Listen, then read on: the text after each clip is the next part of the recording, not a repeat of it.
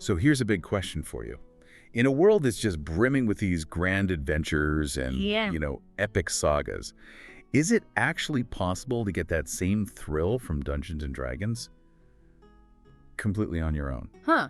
That's a really interesting way to put it. And funny enough, just last week I actually I dove into a solo D&D module myself. Oh, really? Yeah, and it was a very different kind of experience. There's this unique sort of satisfaction you get from facing down challenges, figuring out the story, all based purely on your choices and, what the adventure gives you. Makes sense. It really showed me how much storytelling depth and, frankly, mechanical cleverness can be packed into these solo things. And wow, there are a lot of options out there if you start looking. That lines up perfectly with what we want to explore today. We're doing a deep dive into the world of solo D&D adventures. Our main source here is an article from LitRPG Reads called 12 Best D&D Solo Campaigns for New and Experienced Players. Exactly, and our goal really is to just shine a light on the possibilities for anyone who's maybe thought about playing D&D but doesn't have a group, or maybe just wants a different kind of experience. We want to show the sheer variety, stuff for total beginners, but also really complex, tough scenarios for people who've been playing for ages. It's definitely not just one type of game. And it's worth pointing out where these come from, right? Because it's not just one source. We're talking official stuff from TSR back in the day, newer things from third-party publishers, and even adventures made by fans, by the community. Absolutely. So maybe let's start with some of those early official ones from TSR and then Wizards of the Coast. It's kind of fascinating that even way back, they were thinking about how to make D&D work for just one person. Okay, sounds good. Let's kick off with Ghost of Lion Castle. What's the story with that one? Ghost of Lion Castle. Yeah, that's a real classic dungeon crawl feel, but perfectly tuned for a solo player. The setting itself is pretty cool. This big fortress shaped like a stone lion sitting up on a foggy hill. Evocative. Totally. And the basic idea is you're a newbie adventurer, you're looking for magic secrets, maybe even immortality, by braving this haunted castle. Standard D&D motivation. Pretty much. But what makes it tick for solo play is partly this 12-day ration limit. It puts this clock on you, creates real urgency, forces you to make choices without, group consensus. I like that pressure. Yeah. And the module gives you pre-made characters, an elf, and a magic user, so you can just jump in. The rules for combat and spells are simplified too, just to make it run smoother when you're playing alone. And maps. Maps were often right there on the cover in the original print. It was designed for basic D&D, the BECMI version, so levels 1 to 3. You can really see its influence, I think, on later solo designs. That ticking clock, the immersive feel, it set a good precedent. Okay, interesting. Next up on the list is Lathan's Gold. Sounds like maybe we're moving away from just one castle. We are, yeah. Lathan's Gold takes you out onto the Sea of Dread, island hopping, basically. It's a nautical treasure hunt. Oh, a nice change of pace. And a big thing here is you choose from 6 different pre-generated characters. Each one has their own goals. So you could be Lathan, the elf, trying to rescue his beloved, or, one of the others. 6 characters. That sounds like it adds a lot of replayability. Huge replay value. Because playing as the thief versus playing as Lathan gives you totally different objectives, maybe even different paths through the islands. Right. The adventure is more modular. You sail between islands. You can hire mercenaries. You've got resource management to worry about. And it even has its own special combat table for solo play. And the time limit varies depending on who you pick, anywhere from 20 to 90 in-game days. This one was for expert D&D, still in that BCMI family. But yeah, the replayability is probably its biggest draw. Gotcha. Okay, shifting again. Mystery of the Snow Pearls. The name alone kind of suggests something more. Puzzle-focused, maybe for higher-level characters. That's a very good guess. Right. Yeah. Mystery of the Snow Pearls is set in this frosty land called Terralon. You play a single 10th level elf guardian. 10th level. Okay, yeah. So, quite powerful. And your job is to get back a stolen magical pearl from this mage, Milgo. And you're right, the focus shifts hard towards puzzles and riddles. They're literally embedded in the text. How does that work in a book? Well, the really unique thing here was the magic viewer. It was basically this little piece of red cellophane. Oh, like a decoder ring thing. Exactly like that. You'd hold it over parts of the page to reveal hidden text, clues, map details, whatever. It made the book itself kind of a physical puzzle. That's really clever. It is, and it's known for being tough. Probably the hardest of these early TSR solos. Really makes you think. It was designed for the companion set D&D rules. So less about hacking and slashing, more about brain power. It sounds cool for players who like that kind of challenge. Definitely. It's a high-stakes puzzle box, basically. Okay, the last TSR one we're looking at is Midnight on Dagger Alley. Sounds urban, maybe stealthy. You nailed it. Midnight on Dagger Alley throws you right into the shady part of a city called Goldstar. And here's the twist. You don't control one hero, you control a team of 3. 3 characters, solo. Yep. A monk, an assassin, and a thief. Each one has their own personal mission going on inside this Thieves' Quarter Dagger Alley. Wow, okay. How do you manage that? It's map-based exploration, loads of possible encounters, and like Snow Pearls, it uses a magic viewer, but this time it's a red overlay for the map itself to reveal code words that simulate line of sight. Wow. Yeah, it adds this whole strategic layer to moving around, feels very much like an urban stealth thriller. It's non-linear, the characters' quests tie together. It's complex. This one's for AD&D First Edition, which was, a more detailed rule set. It sounds almost cinematic, like you're directing your own little heist movie. That's a great way to describe it. It really captures that feeling. Yeah, it's kind of amazing how much variety TSR packed into those early solo modules. Dungeon crawls, sea voyages, high-level puzzles, even managing a whole team. It really does show you how much they were experimenting, trying to figure out what D&D could be, even just for one player. Pretty innovative stuff for the time. Okay, so that brings us up to the modern era, more or less. The article moves on to third-party solo adventures, specifically for 5th edition. Right, and there's been a real boom in solo D&D stuff lately, it feels like. The 5e community has really run with it, and some of the modules are incredibly polished. The first one mentioned is D&D Solo Adventure, The Death Knight Squire. Seems popular. It really is. Death Knight Squire drops you into a classic gothic horror vibe, misty villages, a nasty death knight who's back from the dead. Spooky. Definitely. You're playing a pretty new hero who gets caught up in the Death Knight's plans involving a kidnapped kid. Mechanically, it's very modern. Uses hyperlinked PDFs, so navigating the choose your path stuff is super smooth. Wow. Makes sense for digital. Exactly. And the encounters, fights, traps, puzzles, loot, they're all balanced specifically for one player. It's got branching paths, replay value, and it's actually the first part of a series. Recommended for levels 1 or 2. Great atmosphere. This sounds very user-friendly, good story, perfect for someone wanting to try 5e solo. I'd say so, yeah. It hits that sweet spot between classic D&D feel and modern convenience. Cool. Next up, Tyrant of Zentle Keep. Seems like maybe it ramps things up a bit.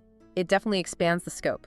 Tyrant of Zentle Keep is set in, Zentle Keep, in the Forgotten Realms. Big, famous city. Infamous, maybe. Ha, yeah, probably more infamous. So instead of misty villages, you're dealing with city politics, secret cults, power struggles against this shadowy tyrant figure. Intrigue. Lots of it. It mixes investigation with more traditional adventuring. It's non-linear, lots of side quests you can pick up. Really lets you drive the story in this big urban sandbox. Is it connected to the Death Knight one? It is, yeah. You get some little bonuses if you played Death Knight Squire first, but you absolutely don't have to. It works fine on its own for a third-level character, and it's beefy, like over 160 pages. Wow. So a real campaign feel, lots of player choice, classic setting. Sounds pretty epic for a solo adventure. It really is. It manages to capture that big campaign scope, but just for you.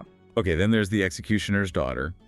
The article suggests this one's quite different tonally. More about story. Oh, hugely different. The Executioner's Daughter it's really unique, very well written.